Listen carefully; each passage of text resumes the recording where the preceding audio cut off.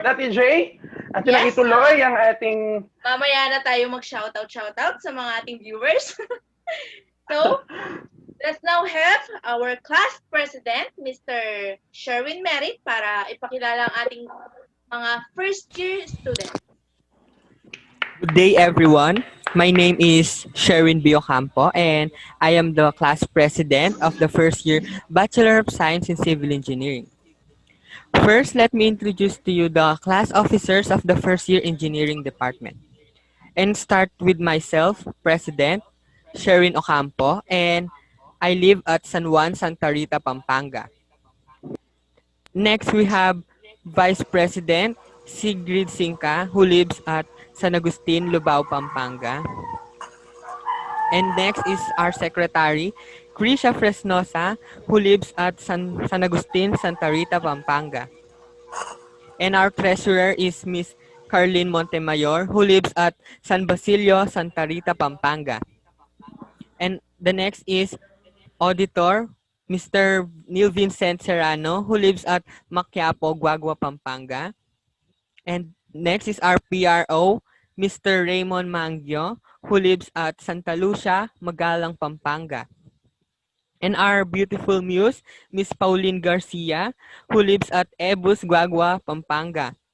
And our handsome escort, Mr. Christian Capili, who lives at Dukit, Mabalacat, Pampanga. Now let's move on to the first year engineering students. Let's start with Miss Rosel Arizala, who lives at San Antonio, Florida Blanca, Pampanga. And next is we have Miss Ana Rose Bagien, who lives at Florida Blanca, Pampanga.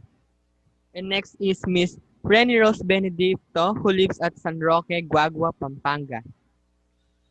Next is we have Miss Jamil Dinail Cabrera, who lives at Mabicol, Florida Blanca, Pampanga. And next is Miss Jeriel Kamat, who lives at Santa Teresita First, Lubao, Pampanga. And next we have Miss Juanlia Margot de la Cruz, who lives at San Matias, Santa Rita, Pampanga. And next is Miss Kate Gueco, who lives at San Jose, San Fernando, Pampanga. And next is Miss Patricia Ann Lelay, who lives at Balibago, Angeles City, Pampanga. And next we have Miss Bettina Andrea Manliklik, who lives at San Vicente, Apalit, Pampanga. And next we have Miss Sandra Nolasco, who lives at Culis, Hermosa, Bataan. And next is Miss Nicole Isabel Pabalate, who lives at Pias, Porac, Pampanga. And next is we have Miss Camille Ponyo, who lives at Valdez, Florida Blanca, Pampanga. And next is we have Miss Aliana Rabaya, who lives at San Nicolas First, Lubao, Pampanga. Next is Miss Lady Joy Tanay, who lives at Florida Blanca, Pampanga. And let's move on to the boys. Start with Mr. Hans Clean Aguilar, who lives at Laukpao, Lubao, Pampanga. And next is we have Mr. R.M. Arcilas, who lives at Pulong Masle, Guagua, Pampanga. And next is Mr. John Patrick Asban, who lives at Santa Cruz, Lubao, Pampanga. And next is we have Mr. Christian Baul, who lives at Pagirwan, Florida Blanca, Pampanga. And next is Mr. Aris J. Basi, who lives at San Pablo II, Lubao, Pampanga. And we have Mr. Ace Bondok, who lives at Santa Cruz, Lubao, Pampanga. And next is we have Mr. Vince Angelo Briones, who lives at Santa Monica, Lubao, Pampanga. And next is Mr. Arwin Calma, who lives at Calantas, Florida Blanca, Pampanga. And next is Mr. Dave Coronado, who lives at Poblacion, Florida Blanca, Pampanga. Next is we have Mr. John Mark Kubakup, who lives at Santa Filomena, Guagua, Pampanga. And next is Mr. Noel Nico de Guzman, who lives at Dila Dila, Santa Rita, Pampanga. And next is Mr. Kian Joel Domingo, who lives at Betis, Guagua, Pampanga. And next is we have Mr. Nico Garcia, who lives at San Roque, Florida Blanca, Pampanga. And next is we have Mr. Faith Gonzalez, who lives at San Juan, Guagua, Pampanga. And next is Mr. Joshua Guevara, who lives at Maquiapo, Guagua, Pampanga. And next is Mr. Justin Kyle Laparan, who lives at Florida Blanca, Pampanga. And next is we have Mr. Danny Lakap, who lives at San Nicolas II, Susmuan, Pampanga. And next is Mr. Eliezer Mart Lampa, who lives at Magsaysay, Guagua, Pampanga. And next is Mr. Mark Zarex Lampa, who lives at Santa Barbara, Lubao, Pampanga. And next is Mr. Alfred Mercado, who lives at Lourdes, Lubao, Pampanga. And next is Mr. Audrey Josh Miranda, who lives at San Nicolas, Santa Ana, Pampanga. And we have Arnie Montemayor, who lives at San Antonio, Florida Blanca, Pampanga. Next is Mr. Kevin Morales, who lives at Mabical, Florida Blanca, Pampanga. And next is Mr. Joseph Daniel Munoz, who lives at San Roque, Guagua, Pampanga. And next is Mr. Angelo Navarro, who lives at San Nicolas First, Guagua, Pampanga. Next is Mr. Raymark Hurtado, who lives at San Francisco, Minalin, Pampanga. And next is we have Mr. Lloyd Christian Pangan, who lives at Santa Cruz, Lubao, Pampanga. Next is Mr. Ricky Pineda, who lives at Cabetican, Bacolor, Pampanga. And next is we have Mr. Ian Christian Ikban, who lives at Balantacan, Lubao, Pampanga. Next is Mr. Jonathan Kiambao, who lives at Remedios, Lubao, Pampanga. And next is we have Miguel Paulo Romero, who lives at Pulong Masle, Guagua, Pampanga. And next is we have Mr. Kier Carlos Serrano, who lives at Remedios, Lubao, Pampanga. Next is we have Mr. John Paul Sulapas, who lives at Calantas, Florida Blanca, Pampanga. And last is Mr. Smith John Vergara, who lives at San Nicolas First, Guagua, Pampanga. And that's all for today. Thank you for watching. Hope to see you soon and God bless.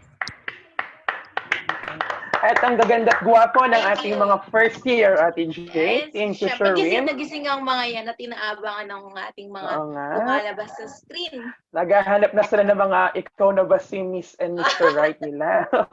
Aba! Dami-dami niya na. Pero syempre, hindi naman kami papatalong mga second years. Oh, so ilapag mo na, Ate J. Sabihin mo na ang mga Pero second bago year yun, natin. no. Pero bago yun, syempre, may performance din kami dyan. Di naman kami papahuli sa mga performance na yan. Can't wait. Kaya naman, let's now see the second year students' performance. Saludo!